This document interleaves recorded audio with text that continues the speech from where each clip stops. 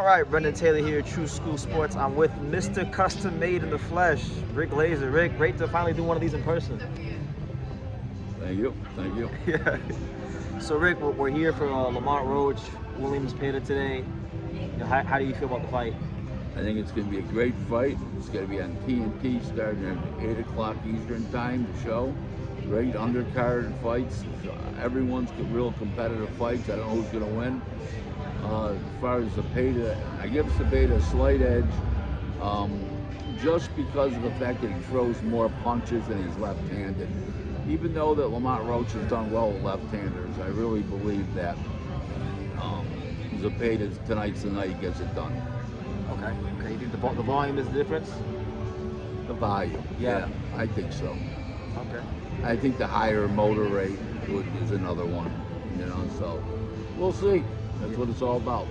Okay. Whether it's if it wasn't competitive, we wouldn't be here. That's true. I definitely wouldn't be here. So, and you wouldn't be here either. You're all the way from the friendly confines of Williamsville. Buffalo. Yep. So, I know yesterday you made a big deal about the whole Keyshawn Davis thing. Him pulling out. You've said that the businessman is the worst nickname in all of boxing. Give your thoughts on that, the whole Keyshawn Davis situation. He's being misguided. His manager wanted him to take the fight for the $3 million. He rejected it. I believe it was a duck tactic. I believe that it wasn't the $3 million offer. It was that he didn't want to fight him, so he made the bar so high that it was impossible. Then when they went to purse bids, it was so low in his mind that it gave him an excuse to pull out. And he doesn't understand what kind of implications these fights had. Now this guy's had the last serious fight he was supposed to be in, they had to cancel because he was overweight. Yep. Then he beat the shit, him and his brother beat the shit out of some guy, smacked in the face, a fighter from Philadelphia, Albright. And none of these things now are playing well out for his career. He's a very frustrated young man. I hope he seeks professional help, or at least professional boxing guys that he'll listen to, because he's not doing the right thing for himself, obviously. It seems to be like one step forward, 3 steps back every time he does anything good in the sport. I'm trying to look for the one step forward. We won a title. Yeah, but that was then. This is now. Yeah, he had the limo Everything's gone wrong since. Yeah. Okay. It's a shame. He's a very talented young man. He represented the U.S. in the Olympics, got a silver medal, and his professional career, besides winning a world title and being undefeated, has been an abomination as far as his personal decisions. I have a line, and I didn't invent this line, but I use it all the time, is decisions have consequences. Correct. And these are life-altering decisions he's making, and I don't think he's capable of making them. I think he's a loose cannon. And I like the kid. I think he's a good fighter, but that doesn't mean he doesn't make mistakes. I love my wife. She may have made a mistake by marrying me. Yeah. Right? But in the meantime, the marriage is working out well. So, it's not a pleasant situation to be a Keyshawn Davis fan presently. Correct. What do you feel like this is one of the worst ducks in modern boxing history? Because I feel like it is. It's one of the worst ducks because of the fact that he was already a champion and he was already he was the number one contender. It's sounds crazy. If you're offered a voluntary defense and you don't take it because not enough money, okay, I can understand that. But when you never made over $1 million and you're getting offered $3 million, and then you say that's not enough, I'm worth this. That's a financial form of a duck. You're going to the finances. It's not what you fight for when you're going for the gusto. It's what you're going to get after you win. And when your next fight, it puts you on a different level altogether. You're not fighting for $1 million anymore. You're not fighting for $2 million. You're fighting for $5 million.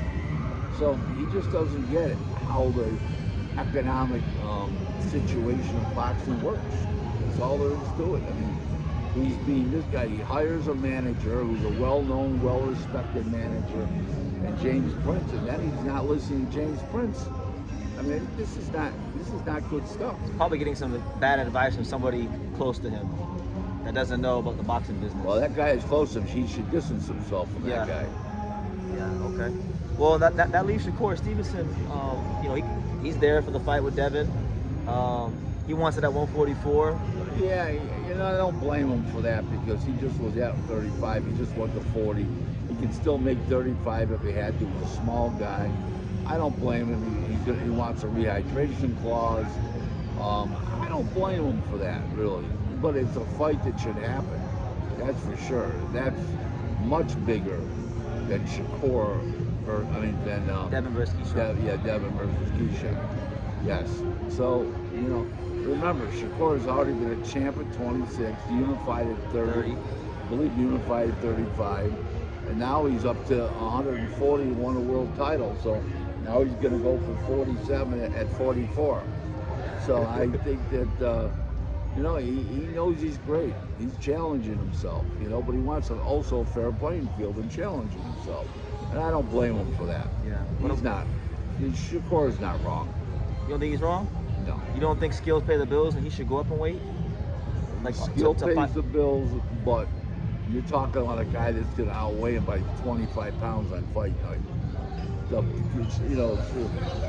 Haney's a big guy. He packs a lot of weight on after, and I think that Shakur would still win, but it's not the easy fight, and I don't blame him for the 144 and the rehydration clause. I know Shakur in the past has said that the rehydration clause. Don't forget one thing. Haney doesn't need Shakur, and Shakur doesn't need Haney. They make money without fighting each other. Yeah. So that's why there should be stipulations, because we can make this fight with those stipulations. Okay. So if kind of circling back to Keyshawn, if he's not going to fight Devin, which he's not, he'll be on the shelf for a while. Yeah, until the stench goes away. Have you talked to any of the top-ranked handlers since you've been here about Keyshawn? I've talked to the top-ranked handlers, but Keyshawn's name, believe it or not, has never come up. And part of the reason for that is because I would add nothing to the equation. Okay. So they're not going to ask me. Talk to you about that. Okay. No. Fair enough. Probably fights Frank Martin next, because they signed him. And I think Keyshawn probably fight Frank Martin next, because Frank Martin was recently signed by Top Rank. That was a fight that in the past where they faced off, and it was talked about when he was a prospect. There's no other reason to sign Frank Martin but to fight Keyshawn. It makes sense, but will what's his name? Will Keyshawn price himself out? Because that Top Rank's going to go to look to penalize him for his quote behavior. Yeah. So it's a shame. The whole thing is a shame. It's the way, like I said, decisions in life have consequences. Yeah. And he's not making good decisions. And there's certain times when you avoid a fight where it can be career altering, like you'll never reach the heights you were at before you made that decision. If he would have lost that fight, let's just say he's not getting knocked out, okay? It would still would have been a great fight, and you come back. That's all there is to it. You got more money in the bank. You come back. This is a business. Your stock can still go up in a loss too. Like this is a business that you make money, and along the way, when you win fights, you create legacy for yourself. And even if you're in great fights, you don't win, you create a legacy. Jerry Cooney, for example, Arturo Gatti, Mickey Ward. You know what I mean? You're in big fights. You make great fights. You don't win, you still create a legacy. Yeah. Yaki Lopez. Look at a guy like, he's in a Hall of Famer, but he gets respect from everybody. Look at a guy like Sergey Derevyanchenko. He's been in a lot of tough fights. So well respected. No one has a bad word to utter about Sergey Derevyanchenko. So well respected. You don't have to be a nice guy to be well respected. You don't have to be a prick to be nice to him. Just be a good person overall. And I wish I could spend 1 week of my life with Keyshawn if he would listen to me. Because I'm a very well-grounded 68-year-old guy, even though he wouldn't respect me. But he's not smart enough to respect me. Just the way it is. Well, maybe he is. Are you extending an invitation to Keyshawn if he wants to reach out? No, Okay. no, I'm not, because he's got handlers. Okay. But the point is that I could sit down and drill some shit into him. And one thing, I worked with Paul Spadafora. Yep. And Great fighter. He had a lot of outside the ring demons. But when he went into training camp, and it was always on time, that motherfucker came out in tip-top shape, and no problem. He wasn't drinking in camp. He wasn't womanizing. Yeah. He wasn't shooting any women.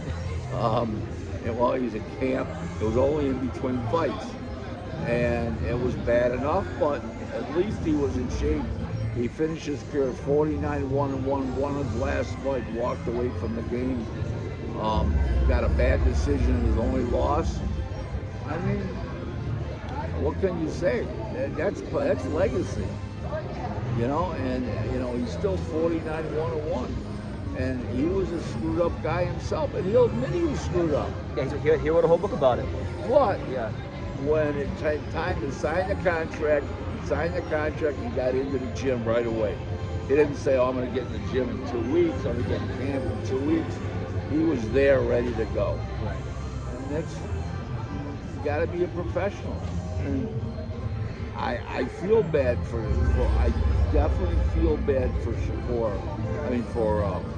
Keyshawn? For Devin? Keyshawn. And the guy should be looking up to people like Terrence Crawford, who was a real professional. Made great business decisions, made great personal decisions. Remember all that talk? Oh, he shouldn't have signed, re-signed with Top Rank. He's all this stuff, and Pete, look where he is now. Is it possible that maybe with Keyshawn Davis seeing Terrence Crawford and Shakur get so much money from Turkey Al Sheikh, that maybe it created unrealistic expectations from him that maybe... There's no telling. I don't know. Okay. That's too much speculation for me. Okay, I got you. But I will say that I wish Keyshawn the best. I love watching him. I think he's an excellent fighter. If not going to be great, he's definitely an excellent fighter. And it's just a matter of, hey, get your shit together, young man. Yeah. Before it's too late. Correct, because the lifespan of a fighter, the career passes you by quick. The fighter's career passes them by quick. They only get but so little time to be the best they can be. I was just telling somebody the other day, I was 24 years ago, I was 44 years old, I was dating a 19-year-old. I saw that too. I didn't know she was 19 until after, I didn't know that. I thought she was about 24, but that's still 20 years difference. Now 24 years later, you add those 24 years on top of 19, and I couldn't get a girl that young. So life goes by pretty quick. Yeah, and you gotta have fun while you can, and you gotta do your thing while you can. I can't say I haven't had fun. Yeah, so there you have it. So Rick, I'm gonna wrap it up, but before I wrap it up, you got any message to the boxing fans out there about tonight, or just anything you have going on? See what? Do you have any message to the boxing fans about tonight or anything? Tonight, 8 o'clock on TNT, on True TV, and on the Zone worldwide, and let's support. Let's get out and watch TNT at 8 o'clock on Eastern time tonight. Everybody, if you got cable TV, you get TNT, and it's going to be a great show. Even the undercard fights are really good. They're evenly matched. Yeah. And then you got another world title fight on the show. You got Raymond Muay versus Conceição from Brazil, the former 130-pound champ. So it's going to be a great show. Yeah. No question about it. Yeah, get out of boxing. But Rick, you can't be on the scene, be on the screen. Watch tonight, 8 o'clock on TNT. There you go. Rick, thank you.